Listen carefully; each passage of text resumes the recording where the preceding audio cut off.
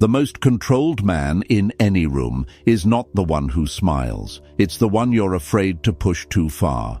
And somewhere along the way, you forgot that. You were taught to be agreeable, to be pleasant, to shrink yourself into shapes that made other people comfortable. You were told that kindness was strength, that turning the other cheek was noble, that the meek somehow, impossibly, would inherit the earth. But look around. Look at who actually inherits the earth. It is not the meek. It is not the gentle. It is not those who apologize for existing. It is those who carry within them a silent, unmistakable warning, a presence that whispers without speaking, "Do not test me."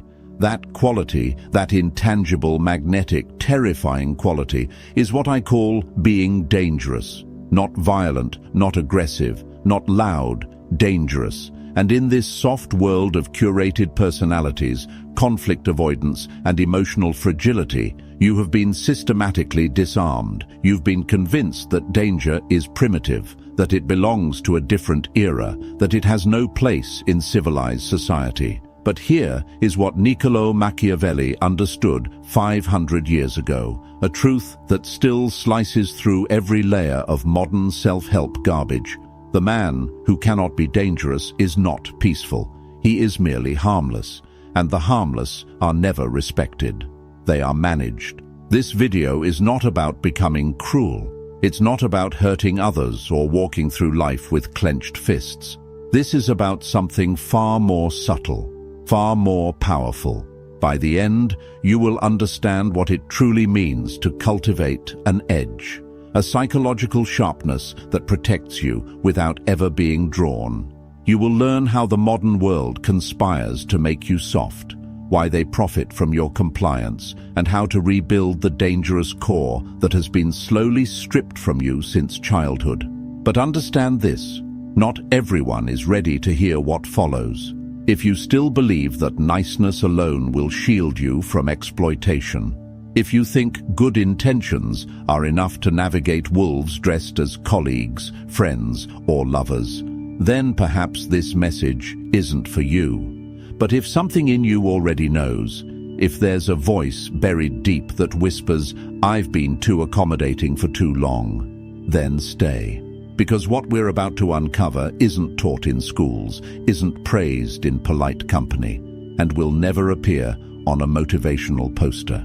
Let's begin. There was a time when every man carried a knife, not metaphorically, literally, a blade at the hip, a tool, a statement, a reminder to the world and to himself, "I am capable." This wasn't about violence, it was about acknowledgement, an unspoken social contract that said, "We are all dangerous here, and because we all are, we treat each other with respect." Machiavelli lived in that world. Florence in the late 1400s was not a place for the timid. City-states warred for dominance, alliances shifted like sand. Betrayal was not a question of if, but when.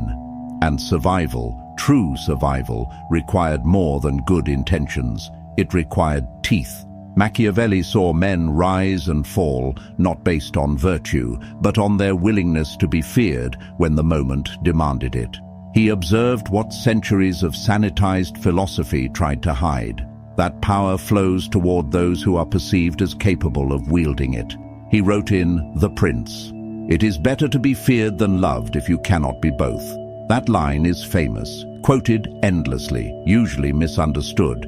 People read it as an endorsement of tyranny, as permission for cruelty. But look closer. Machiavelli never said to be cruel. He said to be capable of it.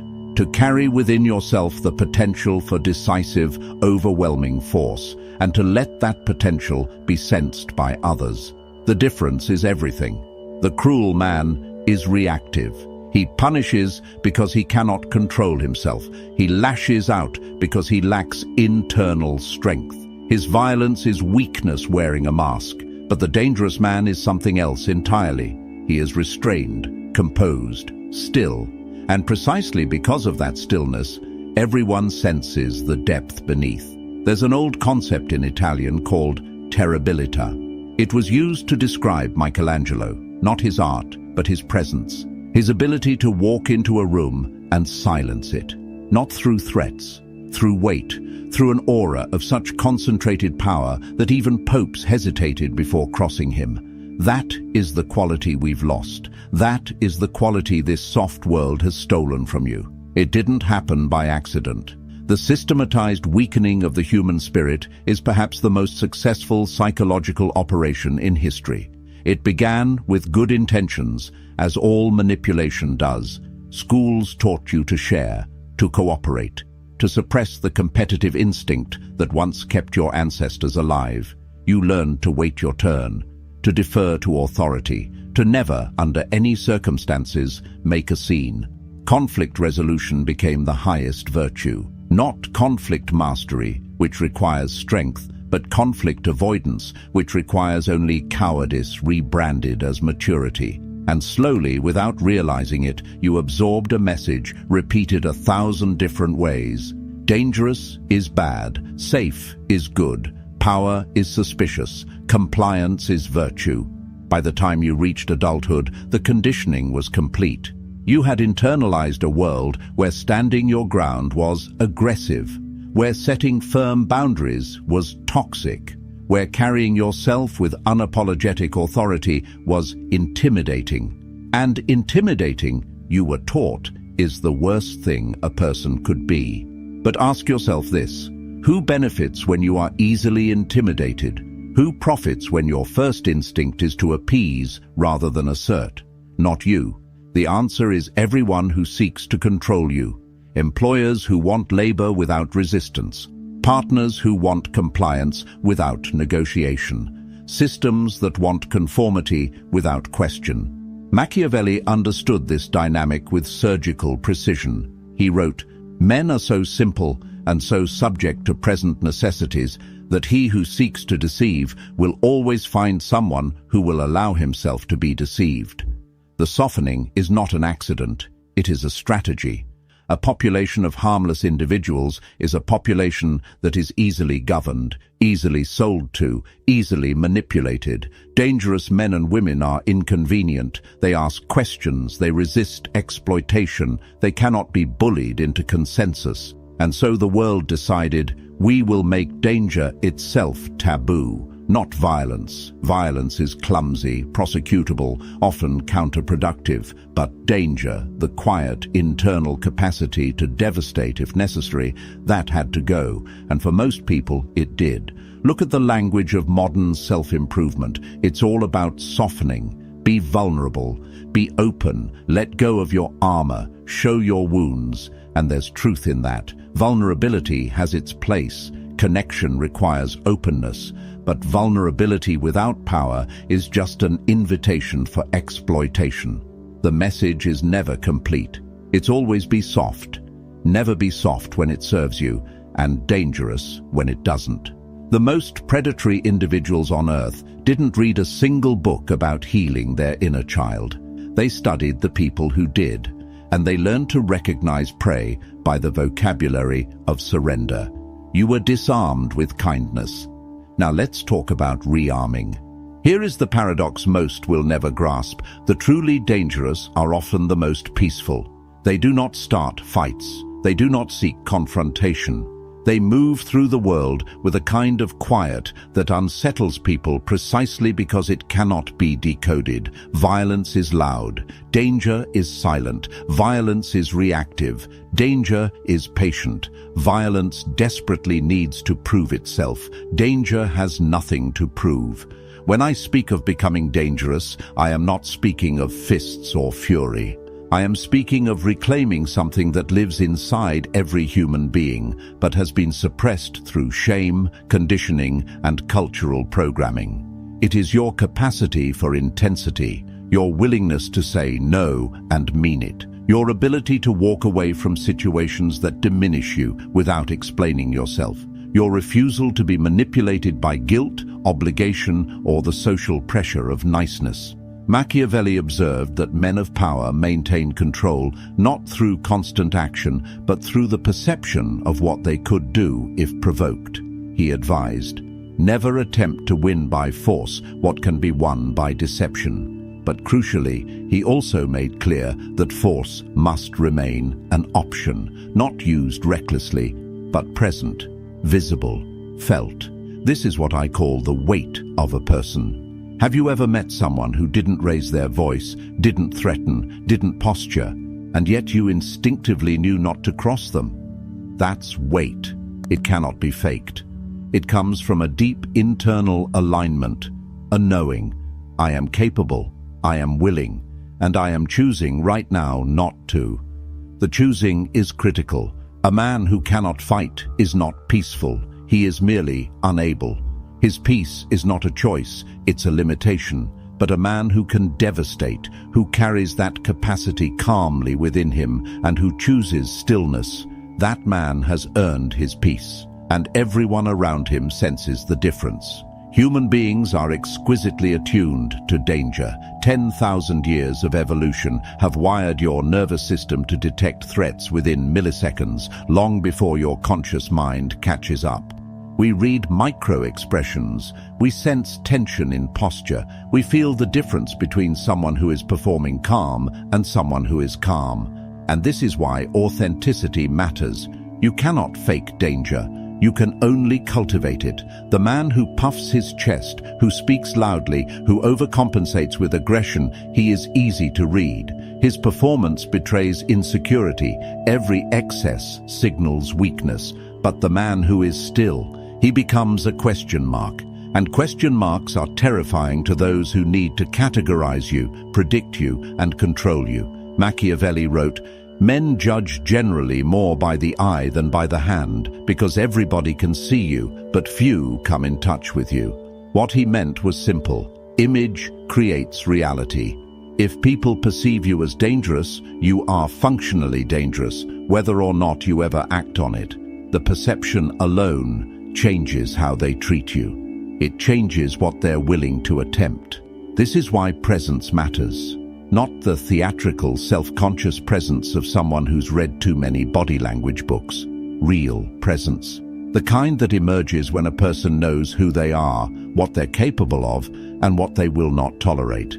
You cannot manufacture this overnight, but you can begin. It starts with a question. What am I afraid to do that I know I should? Maybe it's speaking up when someone disrespects you. Maybe it's walking away from a situation that drains you. Maybe it's saying no to someone who has relied on your compliance. That moment, the one your body tenses around, is precisely where your danger lives. And every time you avoid it, you bury yourself a little deeper. Conversely, every time you move toward it, not with aggression, but with cold, deliberate clarity, you reclaim a piece of the weight you lost. Here is an uncomfortable truth. Modern culture doesn't just tolerate weakness, it celebrates it. Victimhood has become currency. The fragile are platformed, the offended are amplified. And the strongest message a person can send in the contemporary world is, "I am hurt, and it is someone else's fault." Why? Because victimhood is safe. It makes no demands. It removes responsibility. The victim cannot be criticized because they are suffering. They cannot be challenged because they are wounded.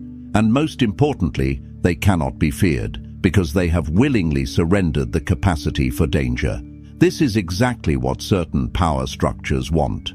A population of self-identified victims never organizes resistance. They seek protection, not power. They look upward for saviors, not inward for strength. But look at those who actually shape the world.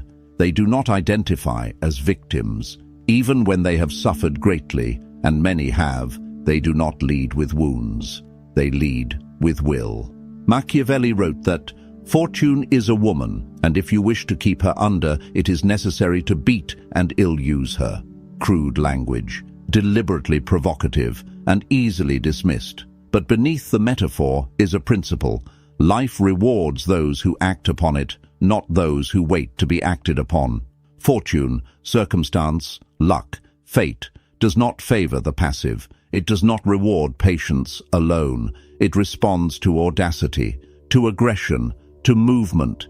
This is not cruelty, it is agency. The world is not designed to nurture you. It is designed to shape you into whatever role is most convenient for whoever holds power at the time. If you remain soft, you will be molded. If you become dangerous, you begin to mold. There is a part of you that has been exiled, a part that used to roar, that used to know exactly what it wanted and was unashamed to pursue it. When you were young, this part was still awake. You threw tantrums, you demanded, you weren't polite, you were alive in a primal, unedited way. And then, year after year, you were taught to bury it. Don't be too much. Don't take up too much space. Don't make others uncomfortable. You learned that your raw energy was a problem to be solved, that your ambition was arrogance, that your fire was dangerous, and dangerous was bad, so you dampened it. You made yourself smaller, less threatening, more palatable, and now you wonder why you feel exhausted, why life feels grey, why you struggle to feel anything with the intensity you once did. It's because the fire was never extinguished. It was just buried, smothered, buried alive, and it is waiting for you to dig it out. Carl Jung, a psychologist who understood the shadow better than perhaps anyone, wrote, "The most terrifying thing is to accept oneself completely." Why terrifying? Because complete self-acceptance means accepting your danger. It means acknowledging the part of you that could destroy, manipulate, dominate, not because you will, but because you could. This is what Jung called integrating the shadow. The shadow is not evil. It is simply the parts of you that were deemed unacceptable and banished to the unconscious. And your capacity for danger? That was one of the first things to go. Reclaiming it doesn't mean becoming violent. It means becoming whole. A whole person contains light and darkness, gentleness and severity, compassion and the capacity for devastating force. When both exist in balance, you become something rare, a person who chooses kindness not out of weakness, but out of strength. That choice, conscious, deliberate, rooted in capacity, is what gives kindness its meaning. A lamb is not kind for refusing to attack. It simply cannot.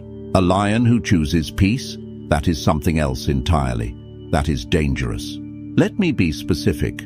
Being dangerous in the modern world does not require physical strength, though that helps. It does not require wealth, though resources create options. It does not require a network of powerful allies, though isolation is vulnerability. What it requires, first and above all, is internal non-negotiability.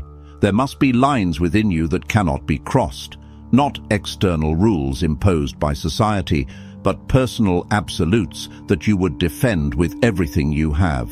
Most people have no such lines. They will tolerate almost anything if the social pressure is strong enough. They will abandon their values when the group disapproves.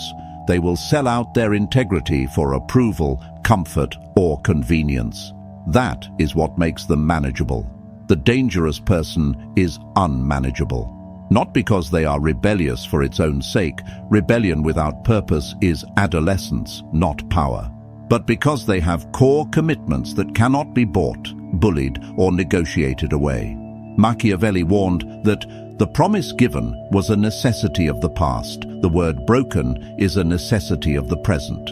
He understood that most people operate by convenience, that their commitments are performances, not realities, that their loyalty extends precisely as far as their comfort. The dangerous person operates differently. When they commit, they mean it. When they draw a line, they hold it.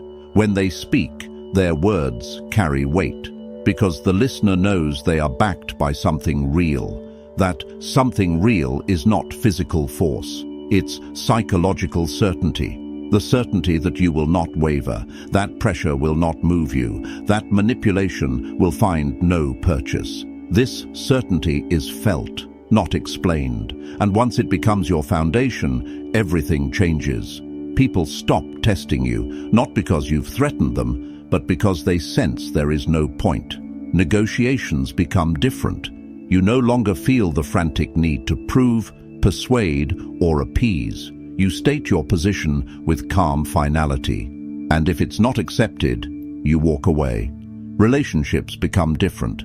You attract those who respect strength and repel those who seek to exploit weakness. The quality of every human interaction improves. Your own internal experience becomes different. The constant anxiety of "am I enough?" begins to quiet. Because the answer stops being a question, it becomes a statement: I am enough. And if you disagree, that changes nothing. There is a concept in martial arts called zanshin. It refers to the state of relaxed alertness that a warrior maintains even after a technique is executed. The mind remains clear. The body remains ready. There is no moment of vulnerability, no gap in awareness. This is the posture of the dangerous mind, not tension. Tension exhausts, distorts, and makes you reactive, but readiness, a soft vigilance, eyes open, energy conserved, ready to move in any direction the moment requires.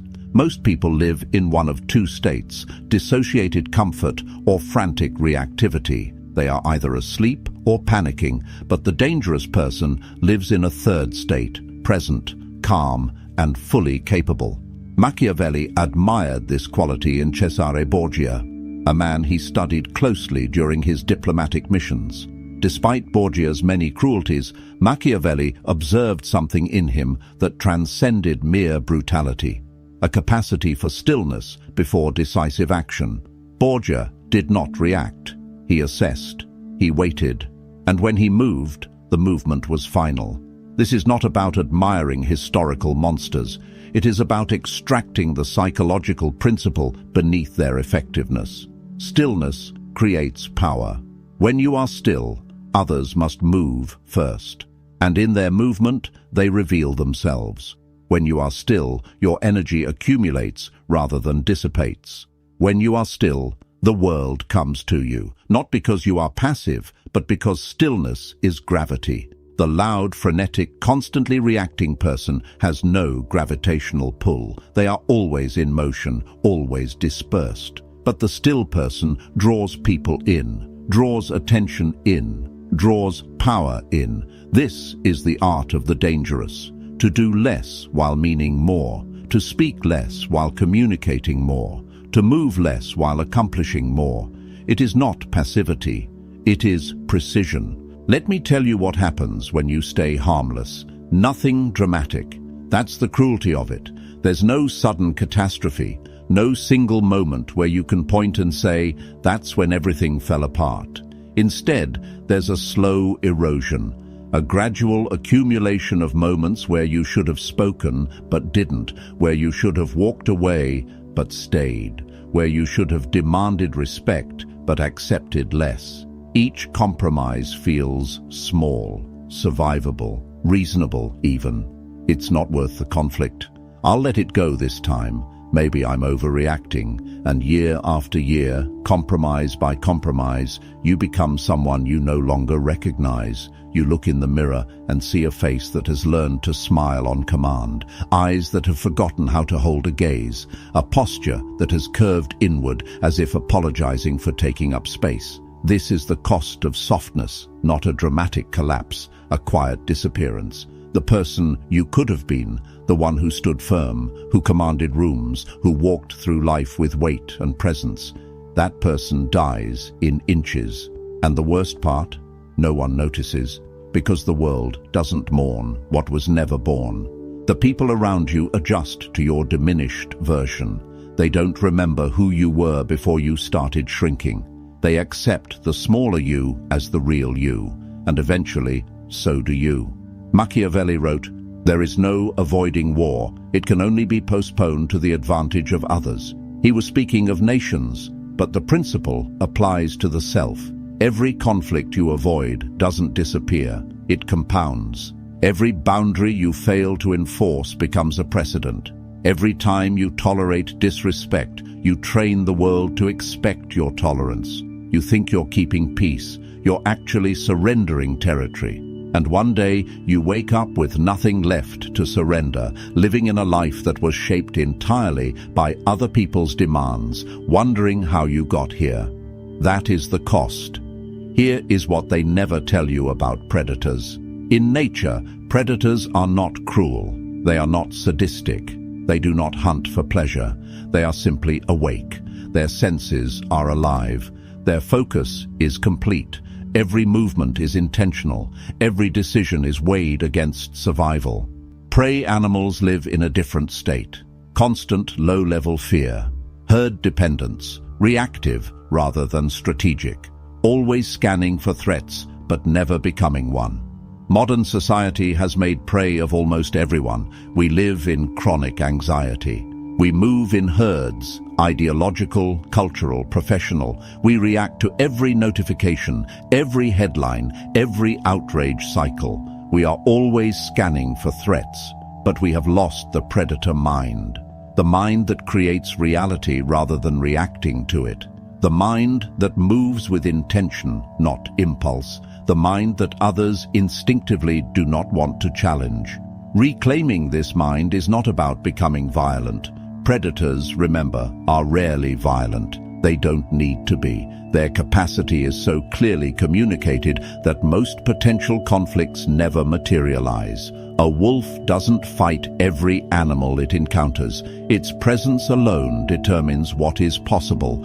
That presence, the predator state, is what you've been stripped of, and reclaiming it begins with a fundamental shift in how you see yourself. You are not here to be liked. You are not here to be comfortable. You are not here to make others comfortable. You are here to live fully, to pursue what matters to you with complete intensity, and to refuse, absolutely and finally refuse, to be diminished by those who mistake your restraint for weakness. Let's get practical. How do you actually cultivate danger? Not theatrical posturing, not aggression cosplay. Real, felt, unmistakable capacity. It begins with the body. Your physicality communicates before you speak. Posture, movement, the way you occupy space. A person who walks slowly, who holds stillness without fidgeting, who maintains eye contact without desperation. That person communicates something primal. You don't need to be large. You don't need to be physically imposing. But you need to inhabit your body, to move as if every gesture is deliberate, to stand as if the ground belongs to you. Most people move apologetically.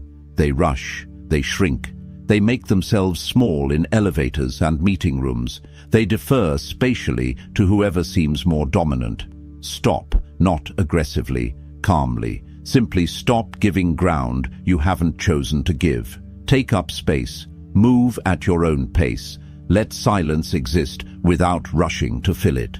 These micro-adjustments accumulate. They rewire how others perceive you, and more importantly, how you perceive yourself.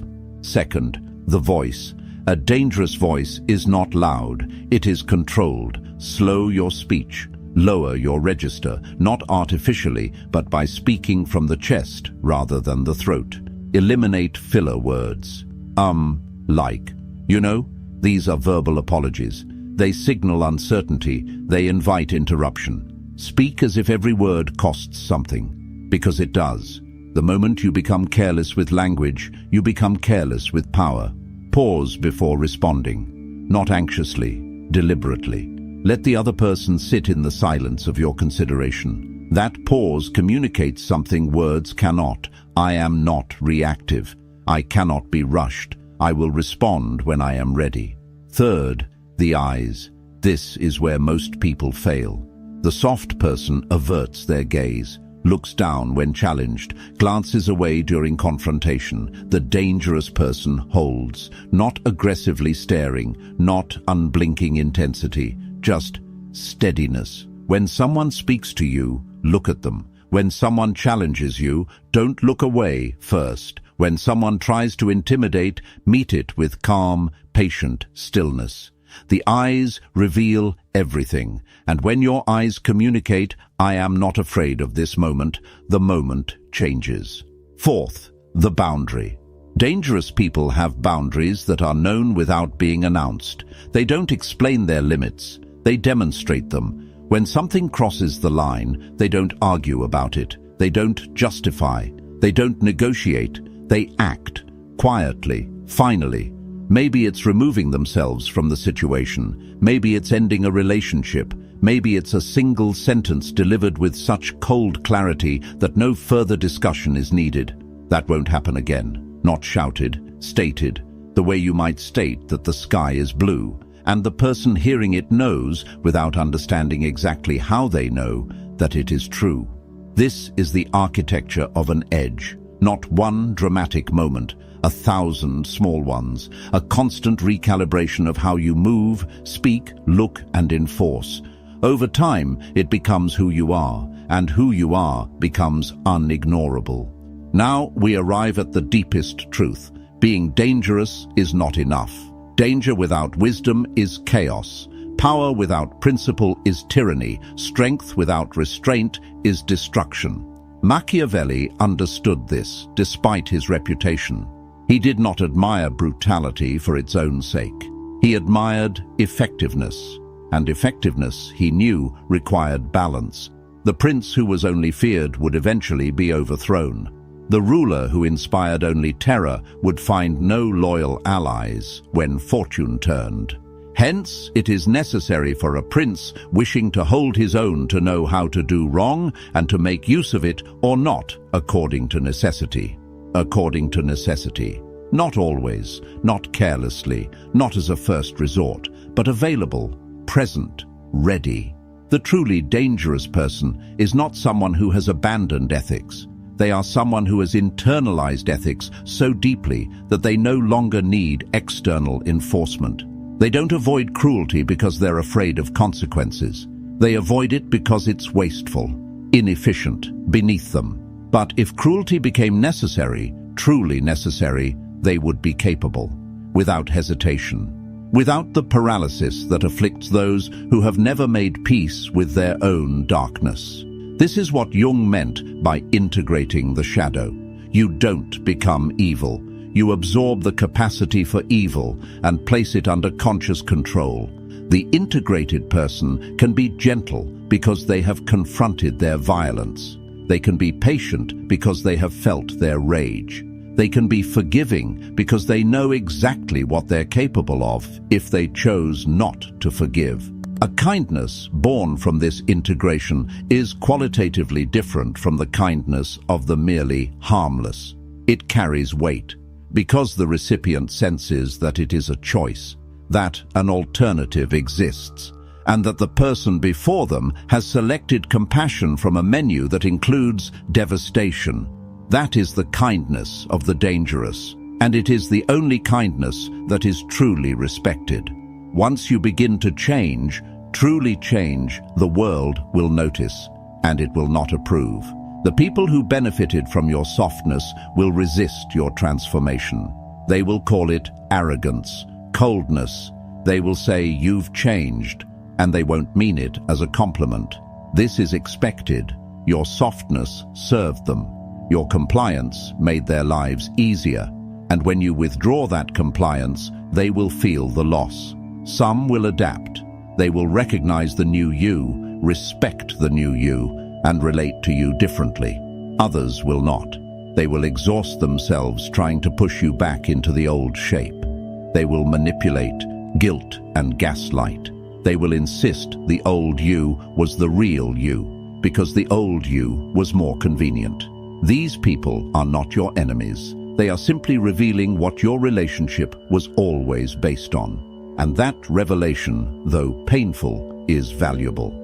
Because the dangerous person does not need relationships built on exploitation. They can afford to let those go. They will build new connections, connections that recognize and respect their edge rather than seeking to dull it. Machiavelli knew that transformation creates enemies. He wrote, "There is nothing more difficult to take in hand, more perilous to conduct, or more uncertain in its success than to take the lead in the introduction of a new order of things." But he also knew that the alternative, remaining safe, remaining the same, remaining soft, was a kind of death. Better to be tested and grow than to remain comfortable and stagnate. Better to lose connections that required your weakness than to keep them at the cost of your strength. Better to be dangerous and alone than harmless and surrounded. Though in practice, the dangerous are rarely alone. They attract a different kind of person, the kind who respects what they've become, the kind who carries their own edge. Iron sharpens iron, and the dangerous find each other. So here is where we arrive. You have been disarmed, deliberately, systematically.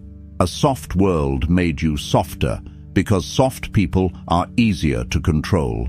They consume without questioning. They obey without resisting. They tolerate without limit. But something in you refused to die completely. Some ember remained. That ember brought you here, to these words, to this moment. And now you face a choice. You can return to sleep. Close this video. Tell yourself it was interesting but impractical. Go back to your life of strategic niceness and managed comfort. Or you can begin, not with grand gestures, not with dramatic confrontations, but with small acts of reclamation. The next time you feel the urge to apologize for existing, don't. The next time someone crosses a line, hold it. The next time you want to shrink, to accommodate, to make yourself smaller for someone else's comfort, refuse. Each refusal is a vote for the person you're becoming. Each act of dignified assertion is a brick in the foundation of your new self. It will be uncomfortable. You will be tempted to retreat. But discomfort is the price of transformation. And the person waiting on the other side of that discomfort, the integrated, controlled, unmistakably dangerous person, is worth more than every false comfort you'll leave behind. Machiavelli's final lesson is often overlooked. He did not write The Prince for tyrants. He wrote it for those who wanted to understand how power actually worked, so they could stop being victims of it. Knowledge is armor, and now you know. You know how the world softens you and why. You know what true danger is and what it isn't. You know that the choice is yours, and that no one will make it for you. One final truth. Being dangerous is not light. It is not freedom from burden. It is the exchange of one burden for another. The soft person carries the weight of constant fear. Fear of conflict, fear of rejection, fear of standing alone. The dangerous person carries a different weight, the weight of responsibility, the weight of knowing they could harm and choosing not to, the weight of living consciously in a world that rewards unconsciousness. But this weight is yours. The soft person's burden was imposed. The dangerous person's burden is chosen. And there is a profound difference between suffering that happens to you and suffering you select. Viktor Frankl, who survived the Nazi death camps, wrote, "He who has a why to live can bear almost any how." The dangerous person has a why. They carry their weight towards something. Their restraint has purpose, their power has direction. And in that purposeful weight, there is a strange lightness, the lightness of alignment, the lightness of being exactly who you are without apology. The softness you were taught was supposed to bring you peace. Did it? Or did it bring you the exhausting low-grade anxiety of never knowing where you stand, with others or with yourself? Danger, paradoxically, brings a deeper peace, the peace of certainty, of alignment, of knowing that you will not abandon yourself no matter what the world demands. That peace is waiting for you, not on the other side of more accommodation, not in the next compromise, not in becoming more palatable to those who would diminish you. It is waiting in the opposite direction, in the reclamation of your edge, in the integration of your shadow, in the patient, deliberate cultivation of a presence that others cannot ignore.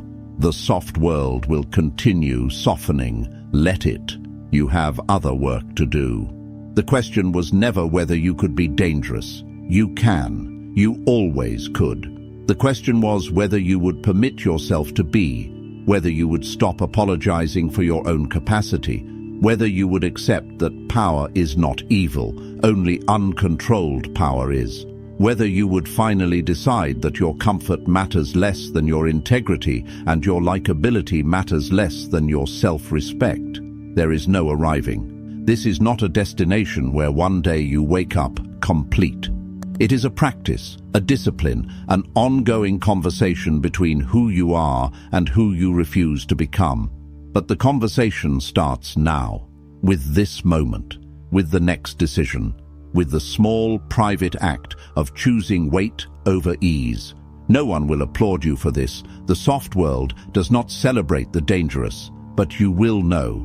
And in the silence of that knowing, something settles, something ancient and patient and unmistakably yours.